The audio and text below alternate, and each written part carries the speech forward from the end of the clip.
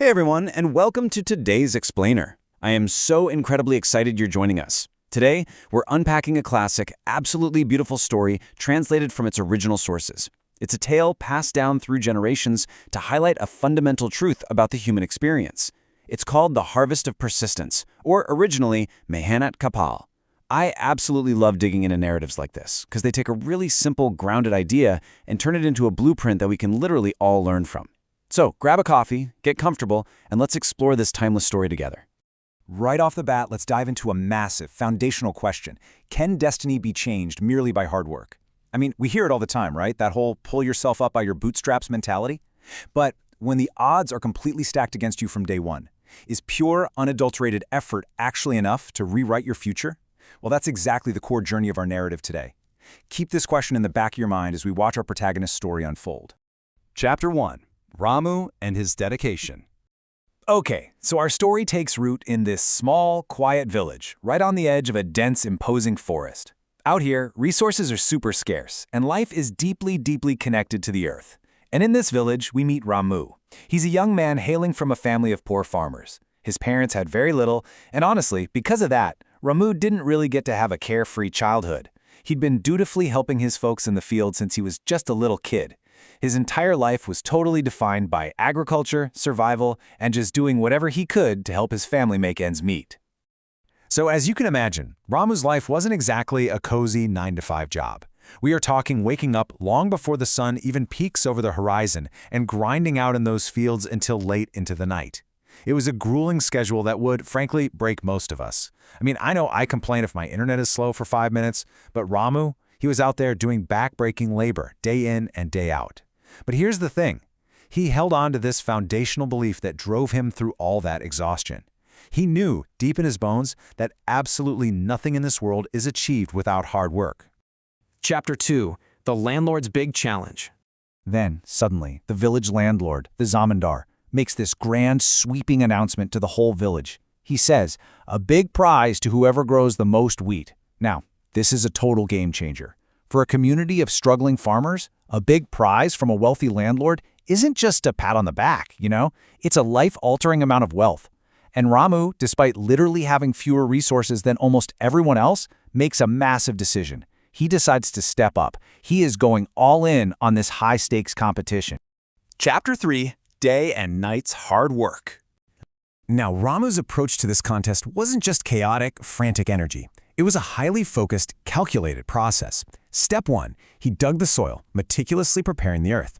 Step 2, he added fertilizer, making sure the nutrient mix was absolutely spot on. Step 3, watering. He was constantly out there, maintaining the exact hydration his crops needed. And finally, Step 4, protecting them from pests and diseases. He was incredibly vigilant, defending his crop day and night. This intense, step-by-step dedication really shows us that his hard work wasn't just blind effort. It was paired with incredible care and brilliant strategy. Chapter 4. Success and the Sweet Fruit. So, after all that intense, rapid-fire labor, the seasons finally change. The fields are full, the landlord is ready to judge, and the anticipation in the village is just palpable. Everyone's wondering, will Ramu's intense labor actually pay off? Well, the answer is a resounding yes.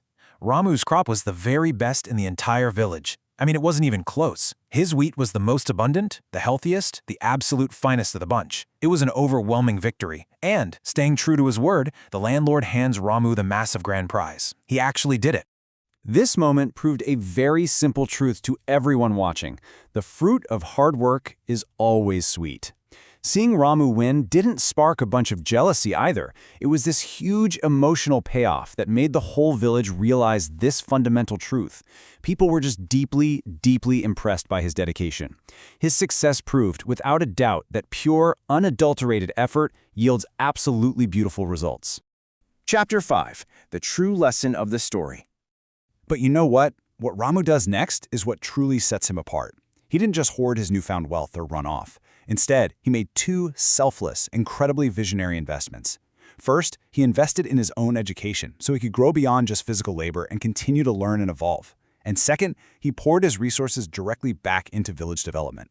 Because he made those choices, Ramu ultimately became not just a highly successful farmer, but a deeply respected village leader who actually lifted up the community that raised him. How cool is that? And that brings us right to the core message. hard work and dedication can achieve anything. Never give up on your dreams. Look, Ramu's story isn't just some old fable about a farmer. It's a direct blueprint for your own life and your own ambitions. Whether you're a novice starting entirely from scratch or an expert facing a massive, seemingly impossible hurdle, the principles are identical. That discipline of the early mornings and late nights, the systematic care, and the sheer resilience to never, ever give up. Those are the exact tools you need to build a successful reality.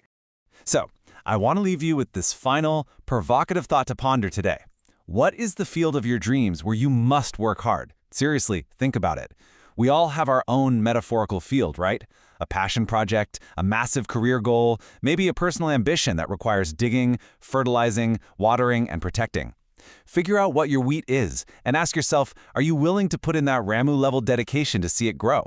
Thank you so much for joining me for this explainer today. Keep learning, keep pushing forward, and go cultivate your own goals. I'll see you next time.